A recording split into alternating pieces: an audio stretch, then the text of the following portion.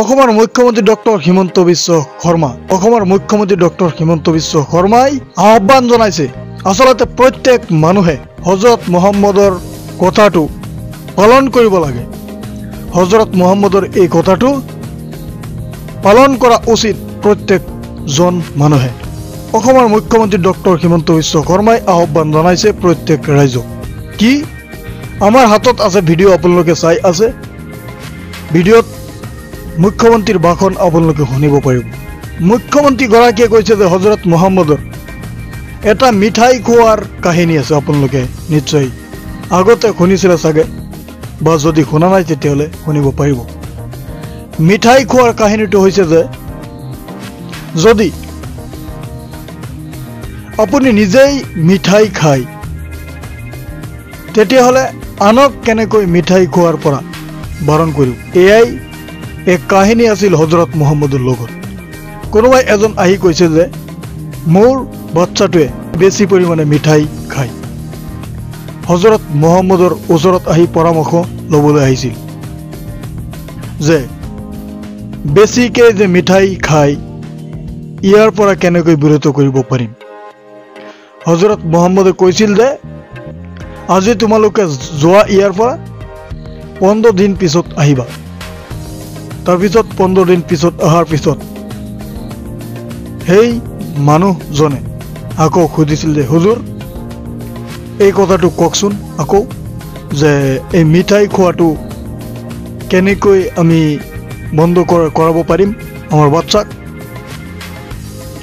পিছত হযরত মুহাম্মদ সাল্লাল্লাহু আলাইহি ওয়াসাল্লামে কৈছিল যে মই 15 দিন আগতে নিজেই মিঠাই খাইছিলোঁ, যাৰ কাৰণে মই আপোনালোকক ক'ব পৰা নাই।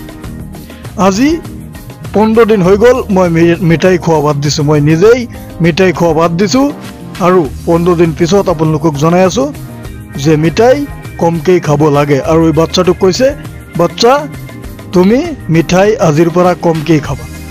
আজি মুখ্যমন্ত্ৰী হিমন্ত বিশ্ব শৰ্মা ডাঙৰীয়াই এই কথাটো শ্বেয়াৰ কৰিছে, আকৌ আহ্বান জনাইছে প্ৰত্যেক ৰাইজক, লাগিলে হিন্দু হওক লাগিলে মুছলমান হওক। বিশ্ব নবীৰ কথা মিঠাই খোৱাৰ কাহিনী। প্ৰথমে আপোনালোকে নিজে মিঠাই খোৱা বন্ধ কৰক, তাৰপিছত আনক মিঠাই খোৱা বন্ধ কৰাৰ আহ্বান জনাওক। এয়াই হিমন্ত বিশ্ব শৰ্মাই অনুৰোধ জনাইছে ৰাইজক।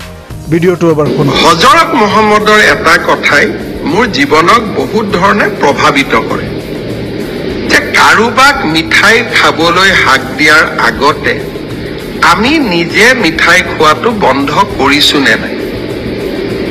ৰাতিপুৱাৰ পৰা কংগ্ৰেছ দলৰ প্ৰেচিডেণ্টসকলে, কংগ্ৰেছ দলৰ প্ৰাক্তন মন্ত্ৰীসকলে, অখিল গগৈ ডাঙৰীয়াই কৈ আছে নহয় সোনকালে দি দিয়ক, আপোনালোকৰ কথা মতে কাম কৰিম। কিন্তু আপোনালোকে মোক মিঠাই খাবলৈ হাক দিয়াৰ আগতে নিজে মিঠাই খোৱা বাদ দিলে নে নাই। গতিকে মই কংগ্ৰেছৰ নেতাসকলক ক'ম যে হযৰত মুহাম্মদৰ মিঠাই খোৱাৰ কাহিনীটো আপোনালোকে বাৰে বাৰে পঢ়ক। ইছলাম ধৰ্মক ভাল পাওঁ বুলি ক'লেই নহ'ব, মুছলমানৰ ভোটৰ কাৰণে কম্পিটিশ্যন কৰিলে নহ'ব, নবী গৰাকীৰ কথাও আমি মাজে মাজে শুনিব লাগে। মই বিশেষ কথাসমূহত কেতিয়াবা মোৰ বিৰোধিতা থাকে, কাৰণ অসমৰ মাটি ভেটি আমি কাকো এৰি দিব নোৱাৰো। কিন্তু যি মহান ব্যক্তিয়ে যি মহান বাক্য কৈ থৈ গৈছে তাক আমি হৃদয়ত সংস্থাপন কৰি ল'ব পাৰোঁ। সি লাগিলে হিন্দুৱে হওক, মুছলমানেই হওক, খ্ৰীষ্টিয়ানেই হওক। মই সকলোকে আহ্বান জনাম যে মোক নীতি শিক্ষা দিয়াৰ সকলে নিজৰ জীৱনতো তেনেকে নীতি শিক্ষা সমাহিত কৰি লওক। তেতিয়া জগতখন ধুনীয়া হ'ব, তেতিয়া জগতখন সুন্দৰ হ'ব। আৰু হযৰত মুহাম্মদৰ বিশ্ব নবী হযৰত মুহাম্মদৰ মিঠাই খোৱা কাহিনীটো সকলোৱে যাতে নিজৰ জীৱনত সমাহিত কৰি লয়। কাৰোবাৰ ফালে আঙুলি